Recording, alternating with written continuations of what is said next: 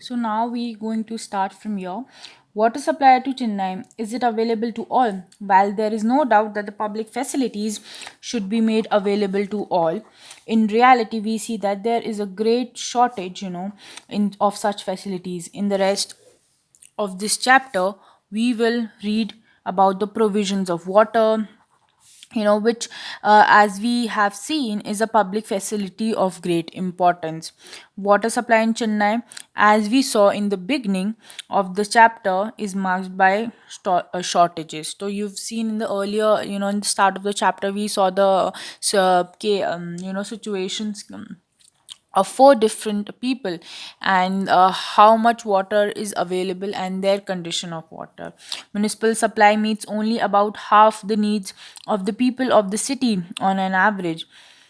There are areas which get water more regularly than others. Those areas that are close to the shortage, uh, sorry, those areas that are close to the storage points get more water, whereas colonies farther may receive less water.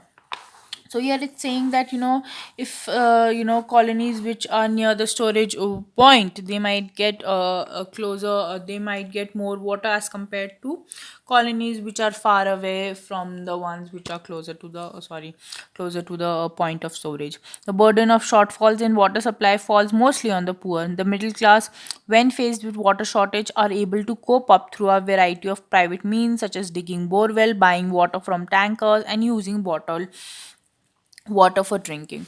So here's a picture. You can see a woman is, she has a earth pot here, earthen pot here, okay, and I think she's trying to dig water from here. In rural areas, water is needed both for human use and for use by the cattle. The source of waters are, in rural areas, wells, hand pumps, ponds, and sometimes overhead tanks. These are the sources of water.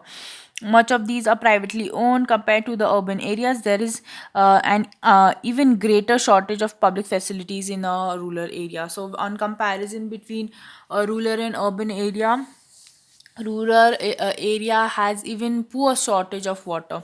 The burden of shortfalls, we've studied that how, comparing middle class people and poor people, then middle class though are even able to meet their demand by, maybe digging bore wells, buying water, or using bottled water. But it is the poor who actually faces the main problem. Apart from availability of water, access, we're talking about accessibility to safe drinking water, whether the water which is coming in a house, where can you drink it or not, that is the question, is also available to some, and this depends on what one can afford. So here we're saying that whether it all at the end depends whether you can afford it, whether you have the money to buy it or not. Once again, the wealthy have more choices thanks to the booming market in bottled water and water purifiers. People who can afford it have safe drinking water, whereas the people whereas the poor are again left out. We're always talking about the poor are left out because they are poor, they cannot afford it. In reality, therefore, it seems that it is only people with money who have the right to water, a far cry from the goal of universal access to sufficient and safe water. So what do we want for water? We want that it should be available to everyone, it should be sufficient. If you're not only saying that it should be available, here we are focusing on that it should be sufficient to meet the demands, and it should be safe. So these are very important, that it should be safe and sufficient drinking water. It shouldn't just be ki mil raha hai but it's brackish, it's very salty, or you're not able to drink it, it's very dirty, clean, it's not clean. And what's the point? You should have water, and you should have a clean water, and that even should be sufficient. Taking water from farmers. So let's see here. The shortage of water has opened up opportunities for private companies in a big way. Many private companies are providing water to cities by buying it from the places around the cities. In Chennai, water is taken from nearby towns like Mamandur, Palur, Karungi, Z. and from villages to the north of the city using fleet of over 13,000 water tankers. You can see water tankers say they are transferring water from one end of the city to the other. Every month, water dealers pay farmers in advance for the right to exploit water resources. Right? They'll pay some amount and they say we can take water, and then that's how the exploitation of water is done from a point where there might be more availability of water on the land. This is water taken away not just from agriculture but also from drinking water supplies of the villages. Groundwater levels have dropped drastically. We are always talking about groundwater level, how much, if you would dig the earth, at what level the water would be available. Now, suppose first it was like, if you just had to dig, if you would just dig 2 meter, water would be available. Now if you even dig 20 meters the water, you cannot see of water, because our groundwater level has, it's degraded. It's just there's no water in it, because we as humans, we've exploited the availability of water, and now there is no water. Okay. uh and all these, and groundwater have dropped drastically in all these villages and towns as a result. So let's see, in search of alternatives. So what can be like the alternative situations in Chennai is not unique. The situation, it's not for the first time. It's not unique.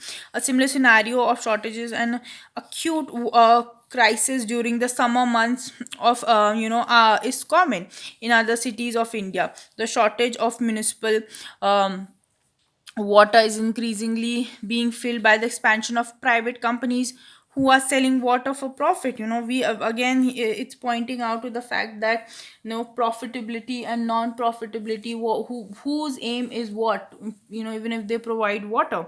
Okay, so next is also common are the great inequalities in water use. The supply of water per person in an urban area in India should be about 135 liters per day.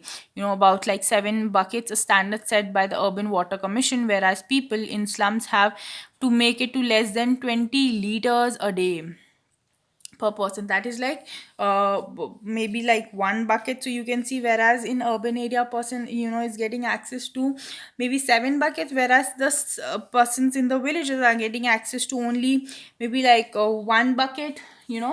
So people living okay, 1 bucket. People living in luxury hotels may consume as much as 1600 liters, that is 80 buckets, of water per day. So you can see that difference, how the difference in use of water is going on increasing. And do you think it is fair that some people have access to 8 buckets, whereas some have just hardly make it to even 1 bucket? How fair it is in a democratic country like India? So think on that. A shortage of municipal water is often taken as a sign of failure of the government. Whenever these public facilities which are to be provided by the government, they are not provided, then it is the failure of the government, because it is their liability to do it. Who we've chosen them for a need, and if they're not able to provide such facilities to us, then that means they have failed as a government. Some people argue that since the government is unable to meet supply of the amount of water that is needed, and many of the this thing and many municipal water departments unable to supply the amount of water that is needed, and many of the municipal water departments are running at a loss. We should allow private companies to take over the task of water supply. According to them, private companies can perform better. So there's always this debate that government cannot function properly, it cannot provide us better facilities.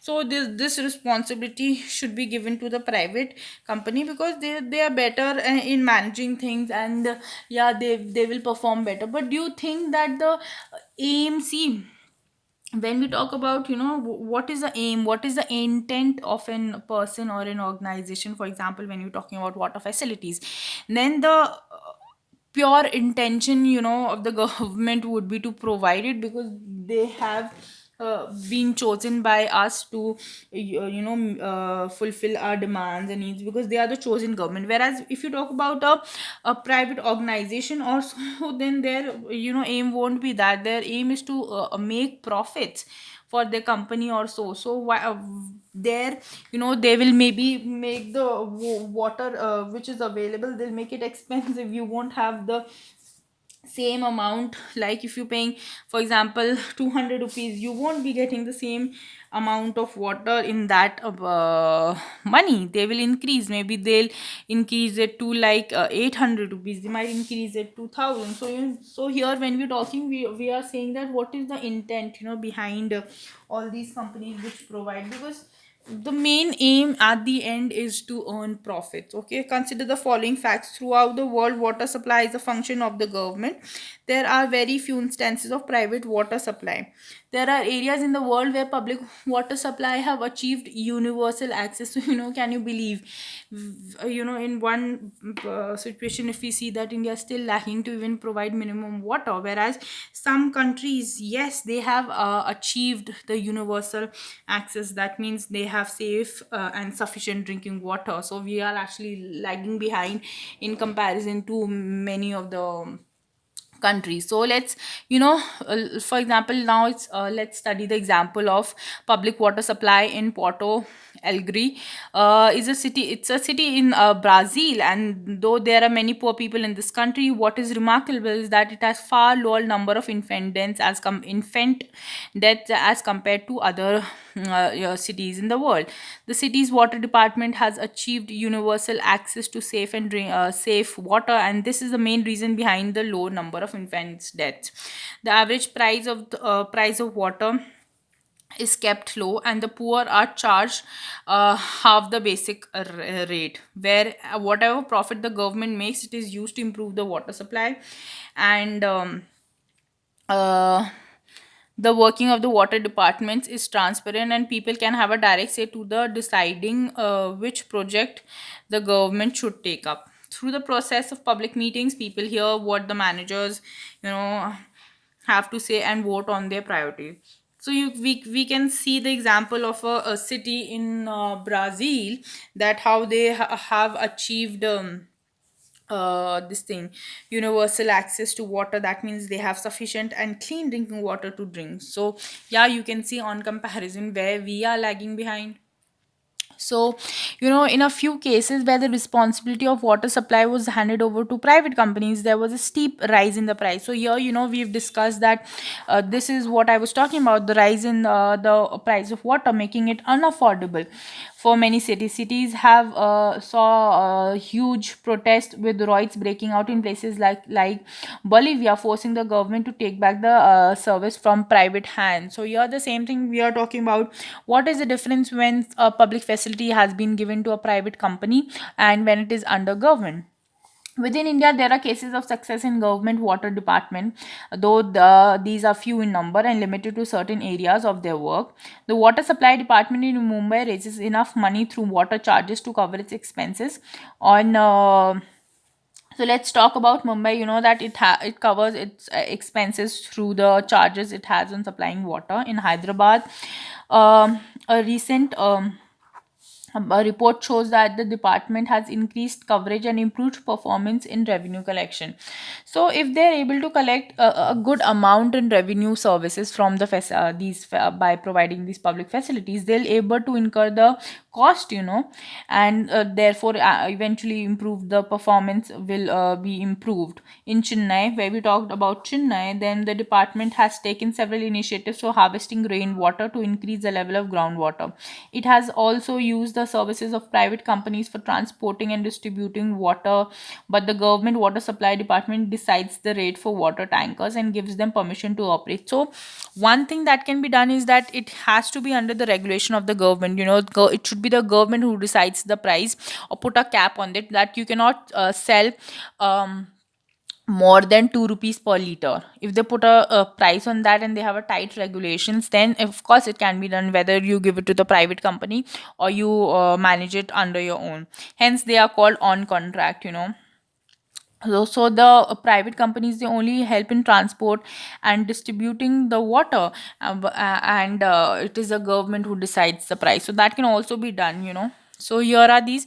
Mumbai suburban is a suburban railway is well functioning public transport. Is the densest, densest matlab सबसे भरा हुआ route in the world, attending to 65 lakh passengers daily. So imagine they have the capability of managing 65 lakh passengers. That's a huge number, extending over a distance of 300 kilometer.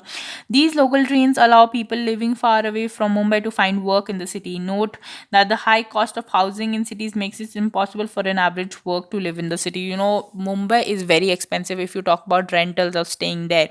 So they if they cannot afford to stay in Mumbai. The other thing is that what they do is that because Mumbai gives work. It's a financial capital of India, yes, and it has a lot of availability of job opportunities, and even if it's in small this thing services. But staying in Mumbai is very expensive, so Mumbai has a very strong railway network which covers around 300 kilometers. And we've already seen that 65 lakh passengers they travel.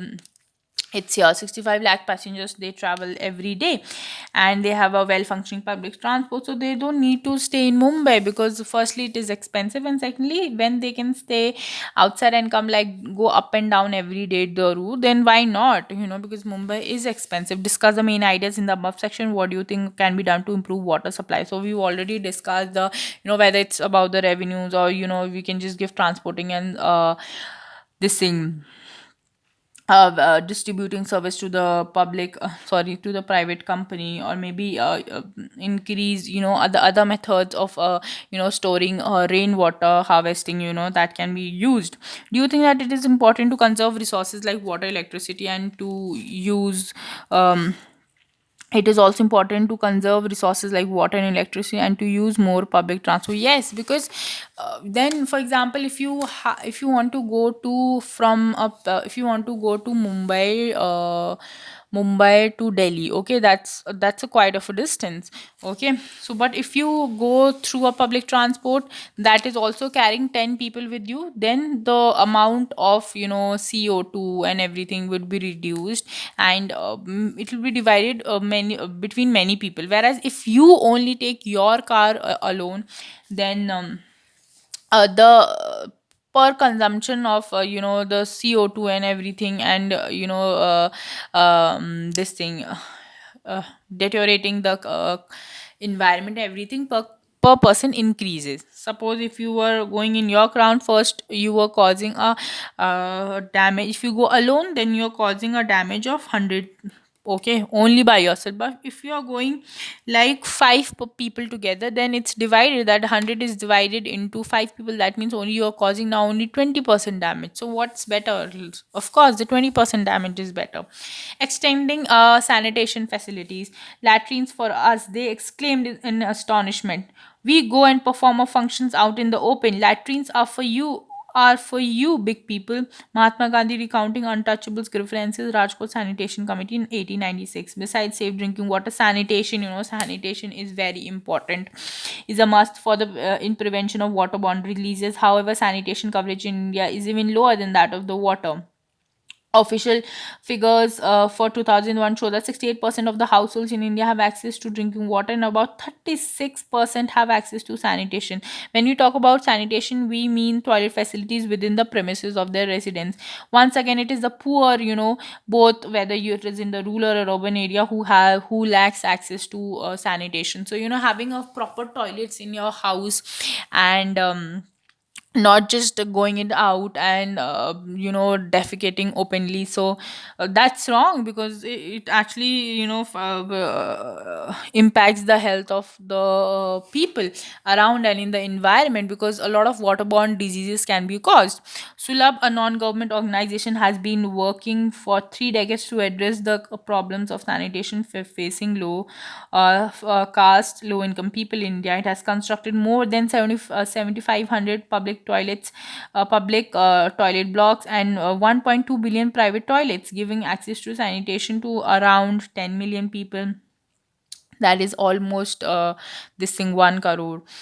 Okay, so the majority of the users of Sulabh facilities are from poor working classes. So Sulabh is a non-government organization, but it doesn't work under the government, but it's an organization that is doing a very good job of providing public toilet facilities, and it has actually covered a population of 10 million. Sulabh enters into a contracts with municipality. So here it is like working. Here it's like working in a collaboration with the municipality. Municipalities is under the government or other local authorities to construct toilet blocks with government funds. So it also uses government funds and creates toilet blocks. You must have come across toilets which reads as Sulabh Sochale. Okay, so that's the same organization. uh, Local authorities provide land and fund for setting up the services, whereas maintenance costs are sometimes financed through user charges. For example, rupees 1 charge for use of the latrines in the cities. So maybe they just charge rupees 1, that too, so that the maintenance cost is taken care of. Next time you see a Sulabh toilet, you might want to find out yourself how it functions. So you can go inside, use it, whether you can check whether the toilets are good or functionable, not whether there is water facilities in the toilet inside or not. Do you think that the lack of access to proper sanitation facilities affect people's life? Yes, it affects it. The most important thing that affects is that it affects people's health. And if don't have a good health, then the overall functioning of the body is going to be affected, and that's how it works. What do you think that why do you think that this would impact women and girls more accurately? See, when it comes to clean drinking, clean water, for other, for personal use and everything, uh, girls are more prone because they have to be more sanitized and everything, because they have periods and everything. They monthly they have periods, and other they have to take care of the child and etc. They have so many work as compared to men, and their sanitization is more important because their bodies are made like that. So if they are more prone to diseases, or directly proportional, this proportionality is directly that they should have more better access. Everybody should have access, but yes, it is more becomes even more topic of importance for the women out there, because their body functions differently, and that cannot be denied. So the census of India 2001 puts rural household electrification at 44%, leaving around 78 billion households still in the dark. So in the poor villages, still there are so many villages. This is so like talking about 2001, but even now, there are so many rural households which do not have electricity. For example, when this was taken, only 44% had electricity.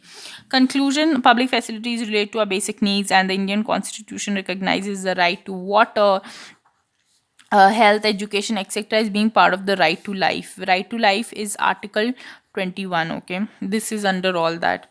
Thus one of the major roles of the government is to ensure adequate public facilities for everyone. Adequate matlab it should be sufficient, it should meet the population demand. Okay, but the progress on this front has been far from satisfactory. There's a shortage in supply, and there is shortage, there's inequalities in distribution. Compared to the metros and large cities, towns and villages are underprovided. Their needs are not even met. If it is needed for 100 people, maybe only it meets the demands of 50 people or maybe 40 people. So they are underprovided. Compared to wealthy localities, the poor localities are underserved. They're not served properly, or they're underserved. If there has to be a water facilities that is going to come, the timings, look at the somewhere there the water comes only for 20 minutes twice daily, whereas in richer households, they don't even have to worry about the timing, because the taps are running throughout the day. They do not need to worry. They Whenever they open taps, the water is going to come. Handing over these facilities to provide public to facilities to private companies may not be the answer. Any solution needs to take account of the important fact that every citizen of the country has a right to these facilities, which should be provided to her or him in an equitable manner. So now here we are saying that whether it is rich or poor, everybody should be provided, no, it cannot be differentiated only on the basis that whether they can afford it or not. So here are some of the exercise questions. Let's see, why do you think that there are few cases of private water supply in the water?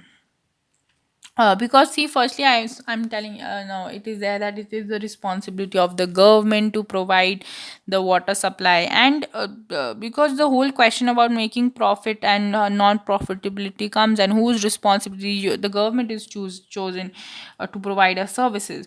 Do you think that water in Chennai is available to and affordable by all? No, that is not available and affordable by everybody. We've seen this cases where there's water every all the time throughout the day in one of the wealthier localities, whereas in one of the house, you know um, one of the ladies who works as a household helper, in her locality, there is one tap which is for 30 hutments, and like 30 houses, and that also water comes for 20 minutes twice daily, so you can see the difference.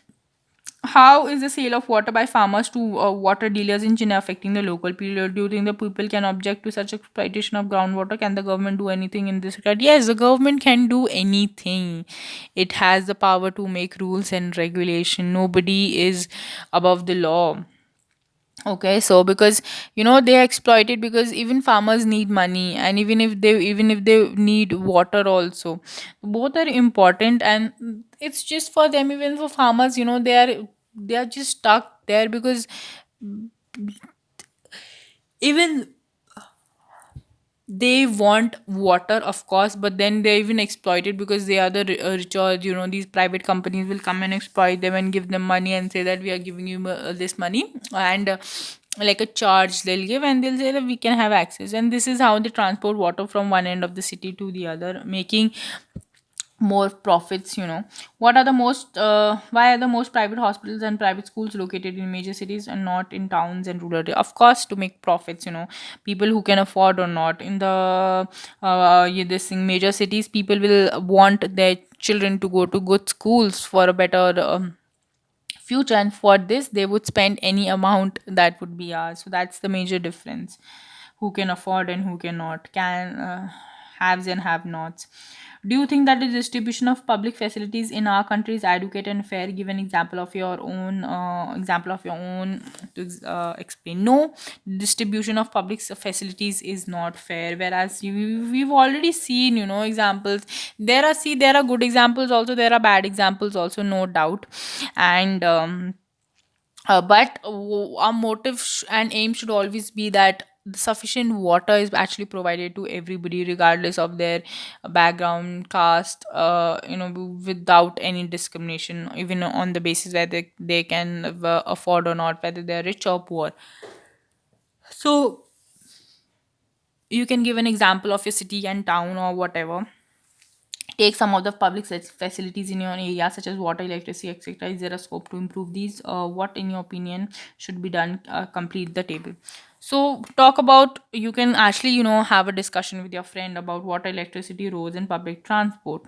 What is it available? Yes, no, yes, no. And how is it performed? Can it be improved? See, if I am staying in the capital of a state, okay, so here water is good, electricity is also good, and just I'm telling you an example. I won't name the city, but I'll say that okay, here electricity doesn't go, and water is also good there. My taps are running, and I'll say roads are also fine in my area. At least they are fine, and yeah, the roads are not perfect in some of the parts of the city, but in my area locality they are fine. Public transport, I'll say that yes, they're improving. We are having a set of new buses, and that's been running AC buses. I'll say this is all. This is all. So I've stated for my city, okay. But I would also like to mention that all these, these are actually progressing over the time. But it is the responsibility of the government to come up and take a stand and say that it is our responsibility and we're going to provide the best of facilities, and whether you're rich or poor. Other above, you can do the similarly with yourself for yourself, and you can compare it with your friends. And if you're living in the same city, you can even compare whose region is better. Like, part of the city, every region in the city also has different facilities, quality wise. Are the above public facilities shared equally by all the people in your area? No, as I told that some part in my city are very well maintained, where the other are not maintained. Same can be in your case. Compare it with your friends.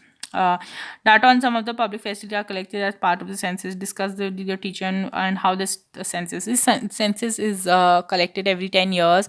People go to people appointed to make the census and everything. There's a whole list of who all people are can do the census work, and then they go to each house, and they ask them what is in your house, how many fans are there, how many people live in a house, what is their educational qualification, and do you have TV. They'll ask all the details, everything. Do you have car and etc. They'll ask all the details, and then they will prepare a census, and they'll prepare pura chart, how many people in Delhi or how many people in Gujarat they have the facilities of a fan, or they have electricity, and do they have running water. So whole this data will be tabulated into one, and they can compare which city is leading in the public facilities, for example, or which what is how many how much is the literacy rate in our country. And that's how private educational institution like schools, colleges, universities, technical and vocational training institute are coming up in